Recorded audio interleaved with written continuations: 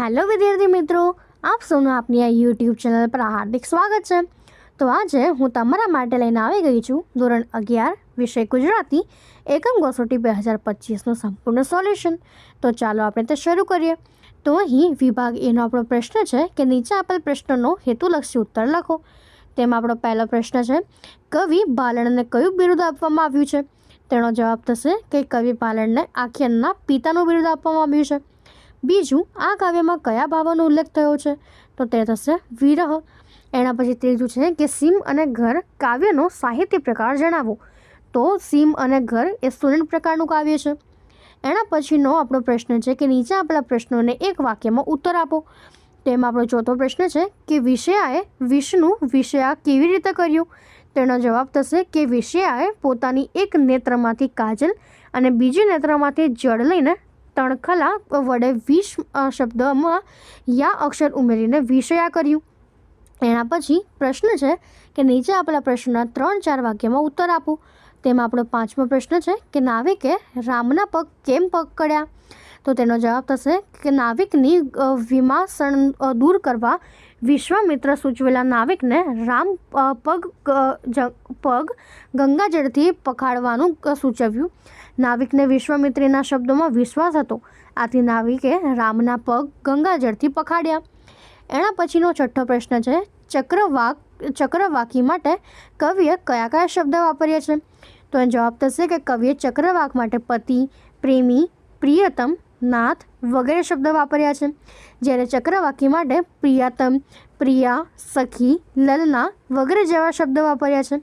કવિએ આ પક્ષી યુગલ માટે દંપતિ, દ્વિજયુગલ, વિહગ યુગ્મ, ચક્રવાક મિથન વગેરે અને ચક્રવાક યુગલ વગેરે જેવા શબ્દ વાપર્યા છે। એના પછીનો આપણો સાતમો પ્રશ્ન છે કે પરાજયની જીત શીર્ષકની યથાર્થતા સ્પષ્ટ કરો। તો જવાબમાં લખી શકાય કે પરાજયની જીત ખંડકાવ્યમાં સમ્રાટ અશોક પોતાની શૂરવીરતાના બળે કલિંગ દેશ જીતે છે। શરૂઆતમાં એને જીતનો ગર્વ થાય છે, પરંતુ એ ગર્વ લાંબો સમય ટકતો નથી। મગધ દેશની તલવારની તીક્ષ્ણ ધારે એને કેવો વિજય અપાવ્યો એ જાતે જોવા મશાલ લચીઓને લઈને નીકળે છે। ત્યાં તો એક ભયાનક ભૂતવાળો સમૂહ વિજયનું વરવું દ્રશ્ય જુએ છે અને એનો અંતરાત્મા તડખડી ઉઠે છે। એને લાગે છે કે એ જાણે શબોના શબ્દથી લખાયેલી એની જીતની ગાથા વાંચી રહ્યો છે। એના અંતરમાં મનોમંથન ચાલે છે। અંતે એનું હૃદય પરિવર્તન થાય છે। એણે સમજાય છે કે જીતથી મનુષ્યના હૈયા જીતી ન શકાય, એ જીત નથી। જે જીતે ચારે બાજુ સ્મશાનનું વાતાવરણ સર્જાયું એણે જીત કેમ કહેવાય? જે જીત મેળવવા માનવમાંથી માનવતા ચાલ્યા જાય અને હિંસાથી જીત મેળવે એ જીત નથી, પણ હાર છે। આ સમ્રાટ અશોક જીત્યા છતાં સાચા અર્થમાં પરાજયની જીત થઈ છે, જેને કારણે અશોકે માનવોના કલ્યાણ માટે હિંસાનો માર્ગ છોડીને અહિંસા અને કરુણાનો માર્ગ સ્વીકાર્યો। આ દ્રષ્ટિએ પરાજયની જીત શીર્ષક સત્ય સાર્થક છે। એના પછીનો આપણો પ્રશ્ન છે કે નીચે આપેલા પ્રશ્નોના 8-10 વાક્યમાં ઉત્તર આપો। તેમાં આપણો 8મો પ્રશ્ન છે કે આવી નગરમાં લાગી લાય છપ્પા દ્વારા રજૂ થયેલા જ્ઞાનના માહિમા વિશે નોંધ લખો। તો આપણે લખી શકીએ કે નગરમાં અચાનક આગ લાગે તો પંખી સહેજે ફરિયાદ કરતું નથી, કેમ કે એ ઉડીને આગથી બચી શકે છે, પણ પાંખ વગરના ઉંદર બિચારા ક્યાં જાય? એટલે એ ડરના માર્યા ચૂં ચૂં અવાજ કરીને શોર મચાવે છે। એની પાસે પાંખ નથી, એટલે એનામાં પંખીની જેમ ઉડવાની તાકાત નથી। કવિ અખો ઉંદર અને પંખીના દ્રષ્ટાંત દ્વારા કહે છે કે અજ્ઞાની માણસ પાસે અનુભવ જ્ઞાન ન હોવાથી એ સંસારની મુશ્કેલીઓથી બચી શકતા નથી, આથી તેઓ ડરી જઈને ઉંદરની જેમ શોર મચાવે છે।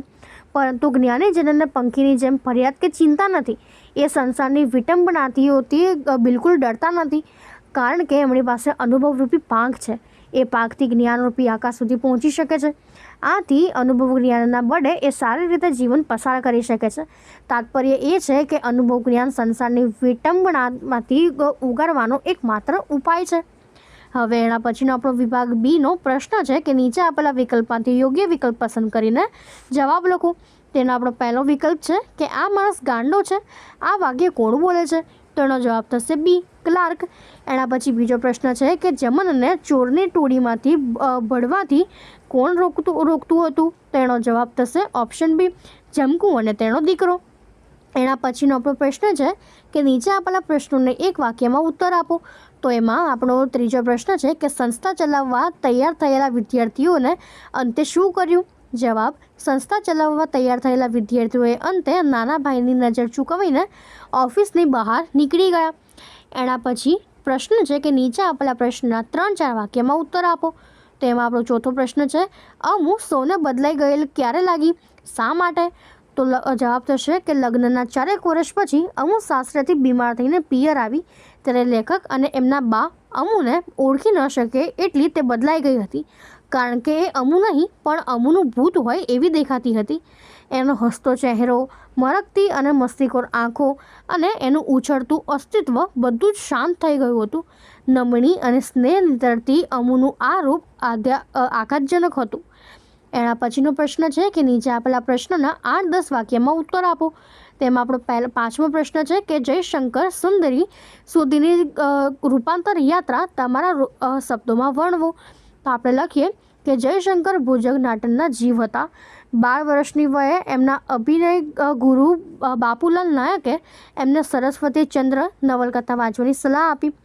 નાની વયે સરસ્વતી ચંદ્રના 4 ભાગ વાંચતા એમના કુમુદ સુંદરી, કુસુમ, ગુણ સુંદરી તેમજ અલકિશોરી, સૌભાગ્યદેવી, મેણારાણી, ચંદ્રાવલી મૈયા જેવા નારી પાત્રોએ એમના પર જાણે કામણ કર્યું.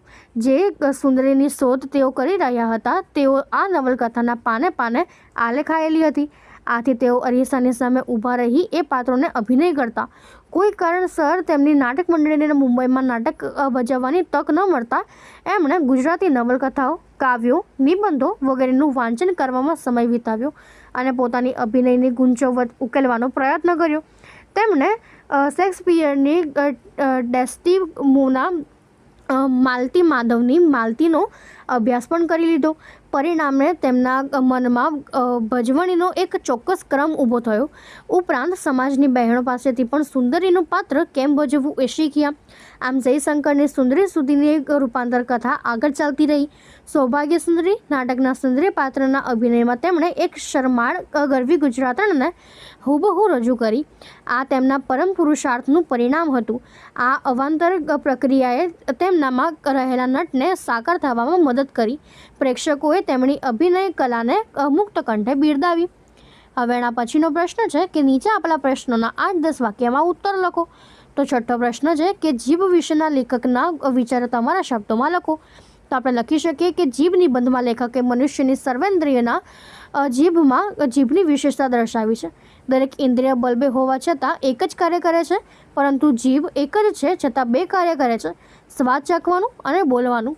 જન્મથી મરણ સુધી જીભ અમર રહે છે, પણ મરણ પછી વાણી રૂપે અમર રહે છે. રસાસ્વાદ માણવાનું અંગ જીભ છે, તો વાણી ઉચ્ચારવા માટે પણ જીભની જરૂર પડે છે. આથી જીભ જ્ઞાન અને કર્મોનો સુંદર સમન્વય કરી શકે છે. રોગની જાણકારી પણ જીભથી જ થાય છે. મનુષ્ય સંસ્કારી છે કે અસંસ્કારી એની જાણકારી પણ જીભ જ આપે છે. જીભ અપમાન પણ કરી શકે છે અને જીભ પ્રશંસા કરીને અપમાનના ઘાર ઉછાવી પણ શકે છે. કેટલીક જીભ કાતરનું કામ કરે છે તો કેટલીક જીભ સોયની ગરજ સારે છે. જીભ દ્વારા બોલાતી બોલી મનુષ્યના ગામ, જાતિ, સંસ્કાર આદિનો પરિચય પણ વણપૂછીએ આપી દે છે. અન્ય પ્રાણીઓ કરતાં મનુષ્યની શ્રેષ્ઠતા અને વિશિષ્ટતા એની જીભને કારણે જ છે. સમય અને સંજોગોને અનુકૂળતા થઈ જવાનું કૌશલ્ય પણ જીભમાં જ છે. કામિનીની જેમ જીભના જાદુ અને કામણ પર અનેરા છે. તેમ છતાં જીભને ધારીએ ત્યારે મોંમાંથી છૂટી કરવાની સગવડ હોત તો કંકાસ, મારામારી જેવી કેટલીક સમસ્યાઓ દૂર થઈ જાત. વધુ પડતું બોલીને કંટાળો આપતા માણસોથી છુટકારો મળત. જીભની અદલાબદલી થવાના પણ ફાયદા છે. બાળકના મોંમાં વૃદ્ધની જીભ આવે તો તે અનુભવભરી વાતો બોલત.